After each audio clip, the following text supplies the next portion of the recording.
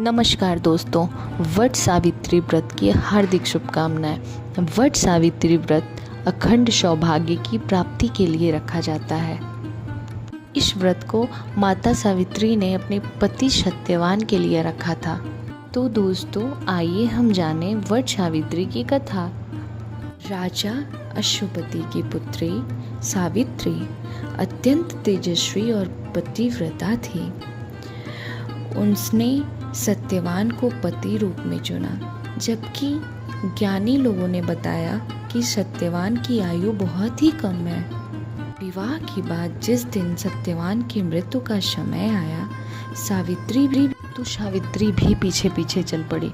जब यमराज सत्यवान का प्राण लेकर चल दिए तो सावित्री भी पीछे पीछे चलने लगी। यमराज ने कहा, देवी अब लौट जाओ, यह संसार का नियम है। लेकिन सावित्री ने अपने पति के प्रति प्रेम, धर्म और बुद्धि से यमराज को प्रसन्न किया।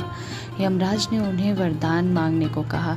पहले वरदान में सावित्री ने अपने अंधे सास ससुर की आंखों की रोशनी मांगी और उनका खोया हुआ राज्य मांगा। यमराज ने तथास्तु कहा। फिर दूसरे वरदान में सावित्री ने 100 पुत्र मांगे। यमराज ने यह वरदान भी दे दिया। फिर यमराज आगे बढ़े। सावित्री अभी भी पीछे पीछे चलती रही। यमराज उनकी प्रतिव्रता शक्ति से बहुत प्रसन्न हुए और बोले, एक और वरदान मांगो। फिर सावित्री ने कहा, मुझे सत्यवान से 100 पुत्र प्राप्त हो। यमराज तुरंत समझ गए कि बिना सत्यवान की यह वरदान पूरा नहीं हो सकता।